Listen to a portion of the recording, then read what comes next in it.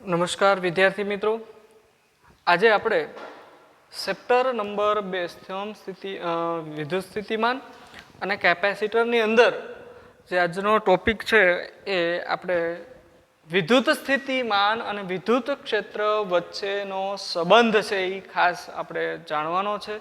2 અથવા 3 માર્કમાં ખૂબ શોર્ટ પ્રશ્ન, નાનો પ્રશ્ન છે આવો પૂછાતો હોય છે. આની અંદરથી એમસીક્યુ સ્વરૂપના પણ એક્ઝામ્પલ છે એ પૂછાયેલા છે. તો જોઈએ આપણે કે વિદ્યુત ક્ષેત્ર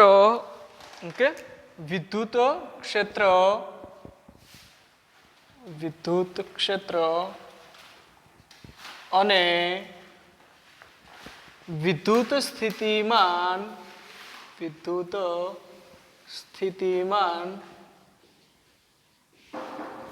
વચ્ચેનો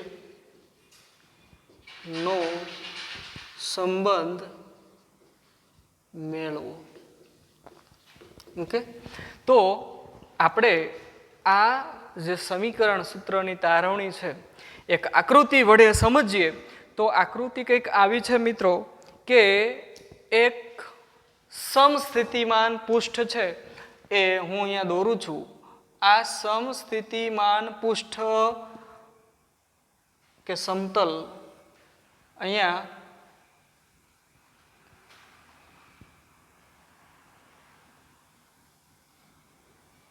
આપણે દર્શાવ્યું છે. ઓકે, આ એક સમતલ છે, એના ઉપર એક બીજું સમસ્થિતિમાન પૃષ્ઠ આપણે ધ્યાનમાં લેવાનું છે. આ જે પૃષ્ઠ છે એ એનાથી થોડું ઉપર મૂકીએ. ઓકે,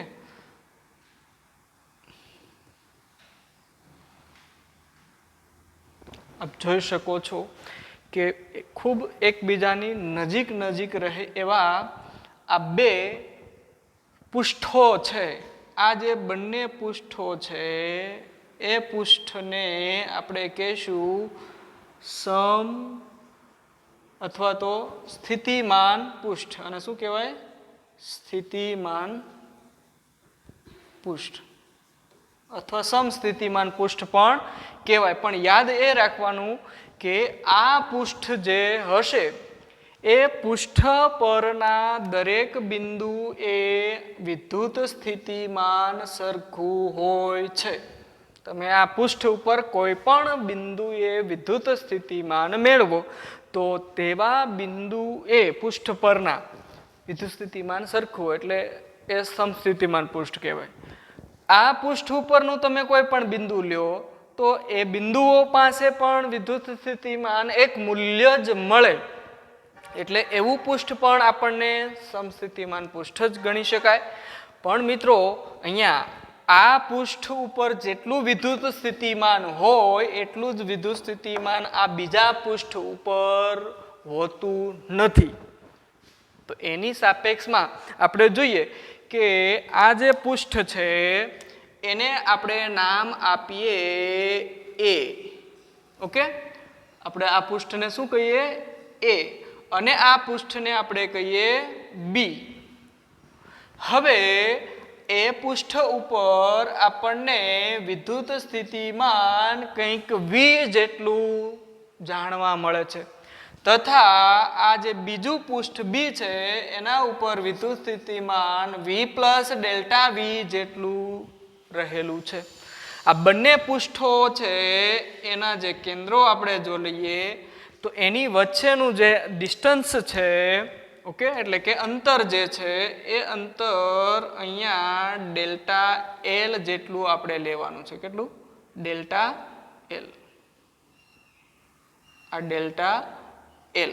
ઓકે, આ ડેલ્ટા એલ જેટલું અંતર છે અને આપણે અહીંયા વાત કરવાની છે. ઓકે, વિદ્યુત ક્ષેત્ર છે એ આ દિશામાં આવેલું હશે. હવે આપણે આકૃતિમાં દર્શાવ્યા પ્રમાણે વર્ણન કરીએ તો આકૃતિમાં દર્શાવ્યા પ્રમાણે આકૃતિમાં એ તથા બી સમસ્થિતિમાન પૃષ્ઠો એકબીજાથી ખૂબ નજીક ડેલ્ટા એલ જેટલા અંતરે રહે તેમ ગોઠવેલ છે. ઓકે, એ પૃષ્ઠ જે છે એ પૃષ્ઠ પર વિદ્યુત સ્થિતિમાન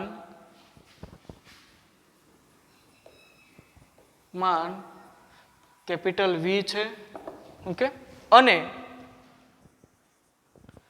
બી પર વિદ્યુત સ્થિતિમાન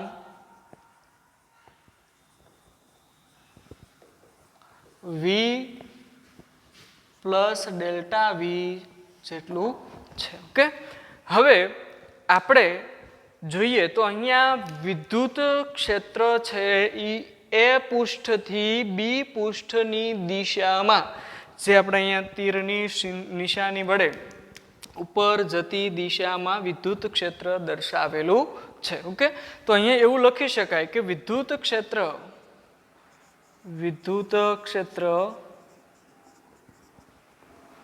એ થી બી પૃષ્ઠની દિશામાં પૃષ્ઠોને લંબ રૂપે પસાર થાય છે. અહીંયા વિદ્યુત ક્ષેત્ર જે છે એ એથી લઈને બી પૃષ્ઠ તરફ અને પાછું આ પૃષ્ઠને કેવું તો કે લંબ રૂપે એ પસાર થઈ રહ્યું છે વચ્ચેથી. ઓકે, તો આપણે અહીંયા એક કોઈ વિદ્યુત ભાર છે, માની લો કે હું અહીંયા જસ્ટ વિદ્યુત ભાર વિચારું. ઓકે, અથવા તો એકમ ધન વિદ્યુત ભાર જેનું મૂલ્ય 1 એકમ હોય એવા એક વિદ્યુત ભારને આ બી પૃષ્ઠ ઉપરથી એ પૃષ્ઠ ઉપર લાવવો છે.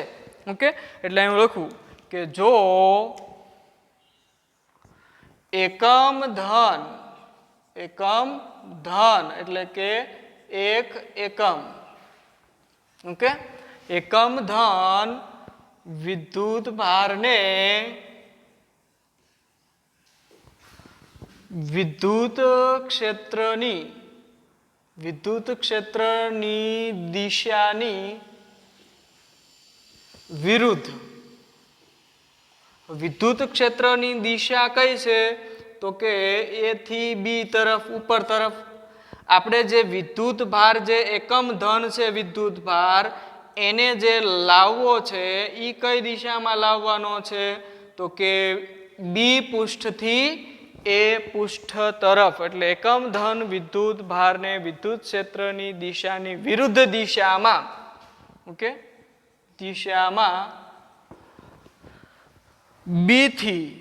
બી પૃષ્ઠથી એ પૃષ્ઠ તરફ લાવવા દરમિયાન થતું કાર્ય. તો કાર્યનું સૂત્ર આપણે ચેપ્ટરના શરૂઆતમાં જોયું કે કાર્ય બરાબર. ઓકે, W બરાબર આપણે બી પૃષ્ઠથી એ પૃષ્ઠ સુધી લાવીએ તો આપણે વિદ્યુત ક્ષેત્ર ઈ એને ગુણ્યા, અથવા તો ખરેખર સૂત્ર આવું આવે કાર્ય બરાબર બળ. ઓકે, અને એને ગુણ્યા સ્થાનાંતર. તો સ્થાનાંતર કેટલું છે અહીંયા તો કે સ્થાનાંતર આપણે બી થી એ સુધી લાવીએ તો બી થી એ સુધીનું ડિસ્ટન્સ કેટલું છે તો કે ડેલ્ટા એલ છે. તો આપણે અહીંયા શું લઈશું ડેલ્ટા એલ. હવે મિત્રો અહીંયા આવે છે બળ બરાબર આપણે વિદ્યુત ભાર ગુણ્યા વિદ્યુત ક્ષેત્ર. આવું સમીકરણ અગાઉ જોઈ ગયા. ઓકે, કે વિદ્યુતીય બળ બરાબર વિદ્યુત ભાર ગુણ્યા વિદ્યુત ક્ષેત્ર. તો વિદ્યુત ભારનું મૂલ્ય કેટલું છે તો કે Q બરાબર તો 1 એકમ આપેલો છે, તો આપણે શું કરાય તો કે 1 એકમ લઈએ તો આપણને શું મળે તો કે F બરાબર Q મળે, સોરી E મળે. તો F બરાબર E લેવાતા આપણને જે સમીકરણ કાર્યનું મળે એ આવું મળે કે E ગુણ્યા ડેલ્ટા ડેલ એલ. ઓકે, તો આ જે આપણું સમીકરણ કાર્યનું મળ્યું. પરંતુ કાર્ય બરાબર આપણે વિદ્યુત સ્થિતિમાનના સંદર્ભમાં જોઈએ, પરંતુ કાર્ય બરાબર ઓકે W બરાબર શું હતું તો કે આપણે બી થી એ પૃષ્ઠ તરફ વિદ્યુત ભારને લાવીએ ત્યારે એના વિદ્યુત સ્થિતિમાનનો તફાવત શોધીએ તો એ વિદ્યુત સ્થિતિમાનનો તફાવત એ જ આપણને શું બતાવે છે તો કે તે માર્ગ પર થતું કાર્ય. એટલે આપણે વિદ્યુત સ્થિતિમાનનો તફાવત શોધવો હોય તો અહીંયા વિદ્યુત સ્થિતિમાન છે એને આપણે VB કહીએ. ઓકે, આના બરાબર શું છે તો કે VB છે આ, અને આ VA પૃષ્ઠ ઉપર કેટલું છે તો કે VA છે. તો આપણે વિદ્યુત સ્થિતિમાનનો પૃષ્ઠનો તફાવત એટલે VA માઇનસ VB. તો વિદ્યુત સ્થિતિમાનનો તફાવત એ શું બતાવે છે તો કે કાર્ય બતાવે છે. ઓકે, વિદ્યુત સ્થિતિમાનનો તફાવત. ઓકે, હવે આપણે મિત્રો અહીંયા VA અને VB ની કિંમતો મૂકીએ તો જોઈએ ડેલ્ટા W. તો W બરાબર શું છે તો સમીકરણ 1 ની કિંમત જેમાં તમને આપ્યું છે E માનાંકમાં ઇન્ટુ ડેલ્ટા L બરાબર VA બરાબર શું લેવાનું છે તો કે V લેવાનો છે. આપણે ધારેલું છે કે એ પૃષ્ઠ ઉપર કેટલું વિદ્યુત સ્થિતિમાન છે V જેટલું, માઇનસની નિશાની. ત્યારબાદ તમને બી પૃષ્ઠ ઉપર કેટલું વિદ્યુત સ્થિતિમાન લેવાનું કીધું છે તો કે V plus del V. Okay, હવે આપ જોઈએ તો આ ઋણની નિશાની જ્યારે કાઉન્સની અંદર દાખલ કરીએ એટલે V પ્લસ અને V માઇનસ કેવા થઈ જાય તો કે ઉડી જાય. તો શું વધે અહીંયા માઇનસ ડેલ V અને અહીંયા જવાબ આવે E ક્રોસ ડેલ L બરાબર માઇનસ ડેલ V. આમાંથી જો આપણે E ને કરતા બનાવીએ, ઓકે વિદ્યુત ક્ષેત્રને જો કરતા બનાવીએ તો માનાંકમાં ડેલ્ટા E બરાબર માઇનસ ડેલ V છેદમાં ડેલ L આવું સમીકરણ મળે. આ જે સમીકરણ આપણને મળે છે એ સમીકરણ આપણને વિદ્યુત સ્થિતિમાનના આંશિક ફેરફારનું સ્થાનાંતર પ્રત્યેનો દર દર્શાવતું સૂત્ર મળ્યું. તો મિત્રો અહીંયા આપણે જે સમીકરણમાં પ્રશ્ન એવો હતો કે વિદ્યુત ક્ષેત્ર અને વિદ્યુત સ્થિતિમાન વચ્ચેનો સંબંધ ધરાવતું સમીકરણ. તો અહીંયા વિદ્યુત ક્ષેત્ર અને આ જે છે V એ વિદ્યુત સ્થિતિમાન છે એની વચ્ચેનો સંબંધ ધરાવતું સમીકરણ. આને આપણે આવી રીતે પણ લખી શકીએ કે E બરાબર ડેલ્ટા V ની જગ્યાએ આપણે V પણ લખી શકીએ અને ડેલ્ટા L ની જગ્યાએ સ્મોલ l પણ લખી શકીએ. તો આવું પણ આપણે સૂત્ર લખી શકીએ જે આપણને શું બતાવે છે તો કે વિદ્યુત ક્ષેત્ર અને વિદ્યુત સ્થિતિમાન વચ્ચેનો સંબંધ ધરાવતું સમીકરણ. હવે મિત્રો અહીંયા આ સૂત્ર છે એના ઉપરથી એક MCQ સ્વરૂપે વ્યાખ્યા ડેફિનેશન પૂછાતી હોય તો એ વ્યાખ્યા શું છે એની આપણે ખાસ કરીને અહીંયા નોંધ લઈએ. તો એક વ્યાખ્યા ખાસ કરીને દરેક વિદ્યાર્થી મિત્રો કાળજીપૂર્વક આ વ્યાખ્યાને યાદ રાખે, કારણ કે આવા પ્રશ્નો છે આમાંથી શોર્ટ પ્રશ્નો નીકળે છે. એટલે અહીંયા એની વ્યાખ્યા છે એ આપણે જોઈએ તો સ્થિત વિદ્યુત સ્થિતિમાન પ્રચલન. ઓકે, અથવા ખાલી વિદ્યુત સ્થિતિમાન પ્રચલન. ઓકે, વિદ્યુત સ્થિતિમાન પ્રચલન ને આપણે વ્યાખ્યા સ્વરૂપે જો કહેવું હોય તો આવી રીતે કહી શકાય કે છેદમાં શું છે તો કે સ્થાનાંતર છે. L એટલે શું છે A અને B વચ્ચેનું અંતર એટલે સ્થાનાંતર.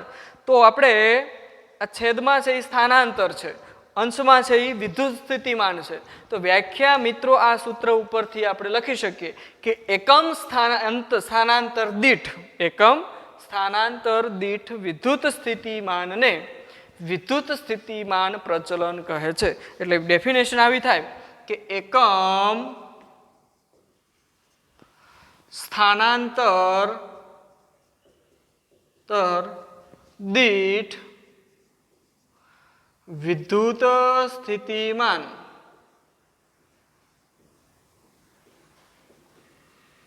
ને વિદ્યુત સ્થિતિમાન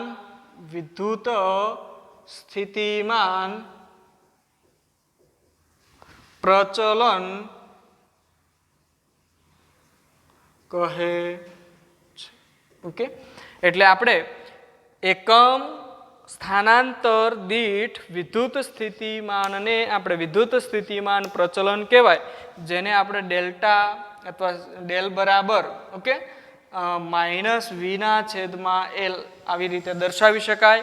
બીજું, આનો જે એકમ છે ઓકે સ્થિત વિદ્યુત સ્થિતિમાન પ્રચલનનો એ એકમ છે એ આ સૂત્ર ઉપરથી થાય. વિદ્યુત સ્થિતિમાનનો એકમ જે છે એ વોલ્ટ છે. ઓકે, એટલે વોલ્ટના છેદમાં અંતરનો એકમ મીટર, એટલે વોલ્ટ પ્રતિ મીટર એ વિદ્યુત સ્થિતિમાનનો એકમ થાય. અથવા એને આપણે આમ પણ લખીએ વોલ્ટ મીટર ઇનવર્સ. ઓકે, આવી રીતે પણ આપણે મિત્રો લખતા હોઈએ. તો આ વિદ્યુત સ્થિતિમાન પ્રચલનનો એકમ થયો. બીજું, હવે ઘણી વખત આ એમસીક્યુ પૂછાય કે વિદ્યુત સ્થિતિમાનનો પ્રચલનનો એકમ એ નીચેનામાંથી કઈ ભૌતિક રાશિ સાથે સુસંબંધ છે? તો મિત્રો તમે યાદ કરો કે વિદ્યુત ક્ષેત્ર ઓકે વિદ્યુત ક્ષેત્ર E બરાબર v/L છે. ઓકે, તો આ v/L ને વિદ્યુત સ્થિતિમાન પ્રચલન કહેવાય. એટલે વિદ્યુત ક્ષેત્ર અને વિદ્યુત સ્થિતિમાન પ્રચલન આ બંનેના એકમો કેવા થાય? એક સરખા થાય. તો મિત્રો વિદ્યુત ક્ષેત્રનો એકમ જો આપણે કેવો હોય તો વિદ્યુત ક્ષેત્રનો એકમ થાય ન્યૂટન પ્રતિ કુલમ થાય. ઓકે, ન્યૂટન પ્રતિ કુલમ આ એક એકમ છે. અને આનો જે એકમ વિદ્યુત સ્થિતિમાન પ્રચલનનો છે એ વોલ્ટ પ્રતિ મીટર છે. તો ન્યૂટન પ્રતિ કુલમને સમતુલ્ય એકમ કયો કહેવાય? તો કે વોલ્ટ પ્રતિ મીટર. એટલે એમસીક્યુમાં આવા સેન્સીસ કરીને પૂછે કે ન્યૂટન પ્રતિ કુલમ્બ ને સમકક્ષ એટલે કે એના સાથે સરખામણી કરો તો એના જેવો જ એકમ મળી જાય. એટલે આના જેવો જ એકમ નીચેનામાંથી બીજો કયો એકમ છે? ઓકે, તો એ એકમ થાય વોલ્ટ પ્રતિ મીટર. અથવા રાશિ સ્વરૂપે પણ પૂછી શકે કે નીચેનામાંથી કઈ બે ભૌતિક રાશિઓના એકમો એકબીજા સાથે સમરૂપ છે? દાખલા તરીકે હું તમને એક્ઝામ્પલ આપું કે આપણે ધોરણ 11ની અંદર સરેરાશ વેગ ઓકે સરેરાશ ઝડપ આ બંને વસ્તુ ભણ્યા. તો સરેરાશ વેગ અને સરેરાશ ઝડપ બંનેનો એકમ શું હતો? તો કે મીટર પ્રતિ સેકન્ડ. તો એમ કહી શકાય કે ભાઈ આ બંને ભૌતિક રાશિઓ છે એ એકરૂપતા ધરાવે છે, એક બંનેના એકમો એક સમાન છે. એવી રીતે આ વિદ્યુત ક્ષેત્ર અને વિદ્યુત સ્થિતિમાન પ્રચલન છે એ બંનેના એકમો એક સરખા લઈ શકાય. તમને કોઈ કહે કે વિદ્યુત સ્થિતિમાન પ્રચલનનો એકમ ન્યૂટન પ્રતિ કુલમ લખેલો હોય તો ચાલે, વોલ્ટ પ્રતિ મીટર લખ્યો હોય તો પણ ચાલે, વિદ્યુત ક્ષેત્રનો એકમ વોલ્ટ પ્રતિ મીટર લખો તો પણ તમારો જવાબ છે એ સાચો પડે, ન્યૂટન પ્રતિ કુલમ લખો તો પણ સાચો પડે. ઘણી વખત શું કરે વિદ્યુત ક્ષેત્રના નીચેનામાંથી એકમો જણાવો એવો પ્રશ્ન પણ પૂછી નાખે. આવા 3 એકમો તમને આપી દેવામાં આવે અને ખોટો કયો નથી એવો પૂછે તો કોઈ 3 ઓપ્શન સાચા હોય અને એક ઓપ્શનની અંદર ખોટો ઓપ્શન આપી દીધો હોય ત્યારે કન્ફ્યુઝન થાય. એટલે ખાસ કરીને આવા એમસીક્યુ પૂછાય. બીજું, આની અંદર 2 મુદ્દા ખાસ કરીને આપવામાં આવેલા છે કે જ્યારે તમે પૃષ્ઠ એ, આ જે સમસ્થિતિમાન પૃષ્ઠ એ થી સમસ્થિતિમાન પૃષ્ઠ બી તરફ જાઓ એટલે વિદ્યુત સ્થિતિમાન અંતર સાથે ક્રમશઃ ઘટતું જતું હોય. કેવું હોય તો કે ઉપર તરફ જતા વિદ્યુત સ્થિતિમાન ઘટતું જતું હોય અને વિદ્યુત સ્થિતિમાન જે દિશામાં ઘટતું જતું હોય એની વિરુદ્ધ દિશામાં, ઓકે, તો વિદ્યુત જે સ્થિતિમાન છે એ ઘટે કઈ દિશામાં, તો આ દિશામાં ઘટે, અને વધે તો કે આ દિશામાં વધે. તો વધતા જે હશે એની વિરુદ્ધ દિશામાં વિદ્યુત ક્ષેત્ર આવેલું હોય છે. એટલે બી પૃષ્ઠથી એ પૃષ્ઠ તરફ જતા વિદ્યુત ક્ષેત્ર એ થી બી તરફની દિશામાં આવેલું હોય છે. અને એ હંમેશા, બીજો મુદ્દો એવો છે કે આ જે પૃષ્ઠો હોય એ પૃષ્ઠોમાંથી જે વિદ્યુત ક્ષેત્ર રેખાઓ જે હોય એ હંમેશા એ પૃષ્ઠોને લંબ રૂપે જ પસાર થતી હોય છે. એટલે અહીંયા આપ જોઈ શકો કે જો એને આપણે વ્યાખ્યા સ્વરૂપે કેવું હોય કે ભાઈ પૃષ્ઠ દાખલા તરીકે આ હોય તો એમાંથી જે વિદ્યુત ક્ષેત્ર રેખા જે બહાર આવશે એ કેવી હશે, તો કે આ સપાટી જે છે એમાંથી જે રીતે આ માર્કર જે ઊભી રાખેલી છે એવી રીતે લંબ રૂપે બહાર આવતી હોય. એટલે એ હંમેશા લંબ રૂપે જ પૃષ્ઠોમાંથી આવતું હોય. તો આ આપણું હતો વિદ્યુત ક્ષેત્ર અને વિદ્યુત સ્થિતિમાન વચ્ચેનો સંબંધ ધરાવતું સમીકરણ.